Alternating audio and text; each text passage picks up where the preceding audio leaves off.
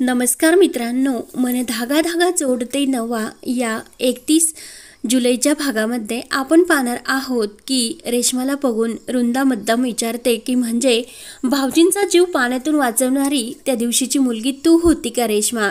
तर लगेच रेश्मा म्हणते की हो काका, त्या दिवशी पाण्यात असे पडले होते आणि त्यांना वाचवायला त्या दिवशी कोणीच नव्हते, तर ते मोठ्याने वाचवा वाचवा असे करत होते.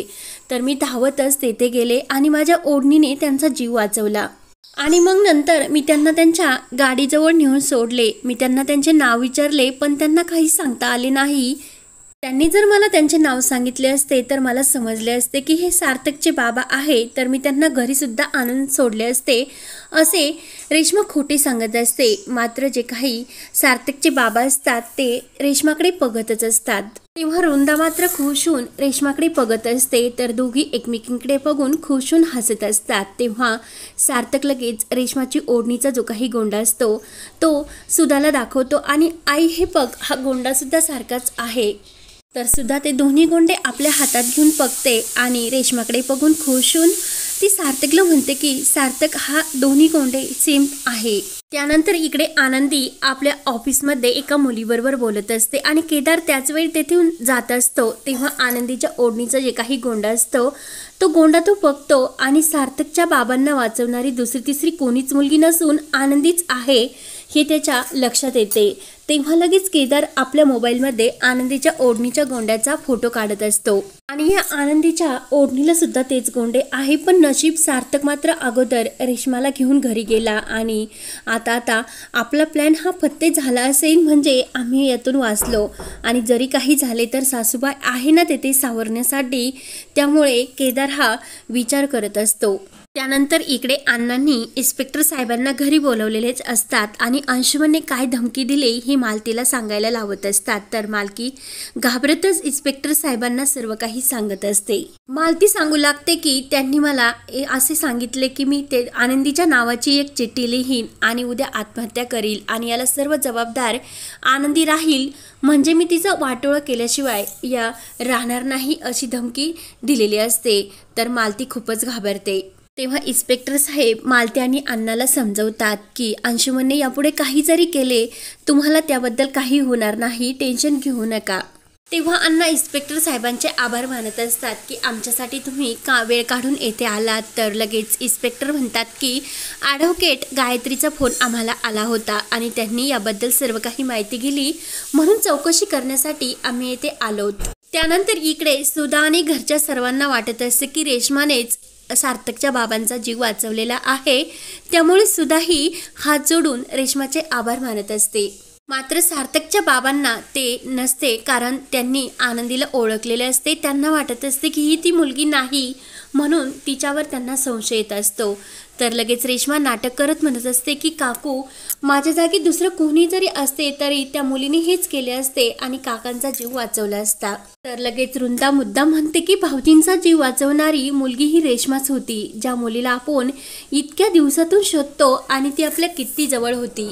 रुंदा म्हणते की खरंच मी तुला पहिल्यांदा बघितले होते तेव्हाच मला वाटले होते की खरंच तू खूप चांगली मुलगी आहे. तर लगेच सुद्धा म्हणते की हो खरंच ना.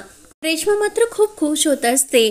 तर सार्थक हा बाबांना म्हणत असतो की बाबा, आता हीच मुलगी आहे, तुम्ही मला किती दिवसापासून त्या आनंदी मुलीला शोधण्यासाठी सांगत होते आणि बघा मी त्या मुलीला शोधून आणलेच.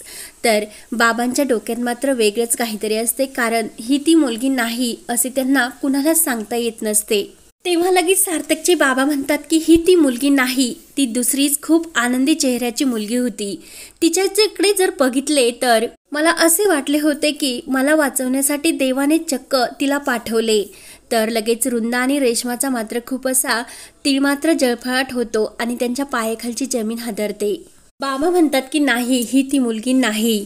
तर लगेच सुद्धा म्हणते की काय, आणि सर्वजण टेन्शनमध्ये येतात. तर लगेच सार्थक म्हणतो की बाबा नीट आठवा, ही तीच मुलगी आहे ज्या दिवशी तुमचा जीव वाचवला होता ती. तरी सुद्धा सार्थकचे बाबा नाही म्हणतात. तर लगेच रुंदा म्हणते की भाऊजी नीट बघा, ज्या दिवशी गोदावरीच्या काठावर तुम्ही ज्या ओढणीला धरून आला होता तो गोंडा हाच आहे आणि ही तीच ओढणी आहे की ज्याचा गोंडा तुमच्या हातामध्ये होता. तर रेश्मा म्हणते की सार्थक हो, ही तीच ओढणी आहे की ज्याचा गोंडा तुझ्या बाबांच्या हातात त्या दिवशी राहिला होता. वृंदा म्हणते की भाऊजींना कधीच काही आठवत नसते, कायम त्यांचे असेच असते हो ना सुधा. तर सुद्धा विचारात पडलेली असते. रेश्मा म्हणते की काका, त्या दिवशी मी तुम्हाला वाचवले आणि तुम्हाला त्यानंतर गाडीजवळ नेऊन सोडले, हे तुम्हाला आठवत नाही का? तर लगेच बाबा नाहीच म्हणतात. तर लगेच वृंदा म्हणते की अगं सुद्धा, ह्या मुलीने आपल्या भाऊजींचा जीव वाचवला, मग एखाद्याच्या चांगुलपणाची इतकी परीक्षा का घ्यायची? सार्थक म्हणतो की काकू तसे नाही, खरं खोटं करायची काही गरज नाही, पण आपण इतके दिवस ह्या मुलीसाठी वाट बघितली, मग आता थोडेसे सुद्धा तीच मुलगी आहे हे जाणून घ्यायला काय हरकत आहे? तर लगेच सुद्धा म्हणते की नाही सार्थक, आपण एखाद्याच्या चांगुलपणाची इतकी का परीक्षा घ्यायची आणि रेश्मा का खोटं बोलेन आपल्याबरोबर? आणि हे जे काही गोंडे आहे ना ते सारखेच आहे, त्यामुळे स्पष्ट होते की जी काही गोंडेवाली मुलगी आहे ना ती ही रेश्माच आहे. सार्थकला सुद्धा थोडेसे डाऊट आलेला असतो. तेव्हा लगेच वृंदा म्हणते की गुरुजींनी आपल्याला जे काही वेळ सांगितली होती त्या वेळेच्या अगोदरच हे सर्व काही झाले, म्हणजे ते नक्की सत्य आहे. तेव्हा लगेच सुद्धा हात जोडून रेश्माला म्हणते की तू माझे सौभाग्य वाचवले. तर लगेच रेश्मा मात्र आणखीनच खुश होते. रेश्मा म्हणते की नाही काकू, मी फक्त माझे कर्तव्य पार पाडले. आणि रेश्मा सार्थकडे बघून खुश होऊन हसत असते. त्यानंतर इकडे बेनारे हे आनंदीला म्हणत असतात की सार्थक सर त्या रेश्मा मॅडम बरोबर कुठे गेले काय माहिती, सर्व काही कामं पेंडिंग आहे.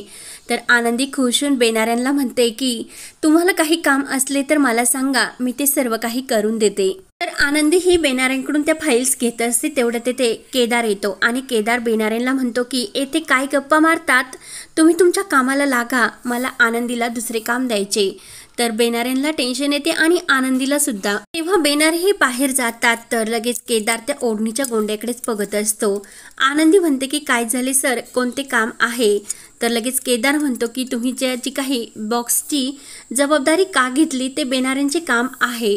आनंदी म्हणते की त्यांना खूप महत्त्वाचे काम होते म्हणून मी स्वतः ती जबाबदारी घेतली होती, माझ्याकडून काही चूक झाली का असे ती केदारला विचारते. केदार म्हणतो की नाही, जर काही गडबड झाली असती तर मग काय केले असते?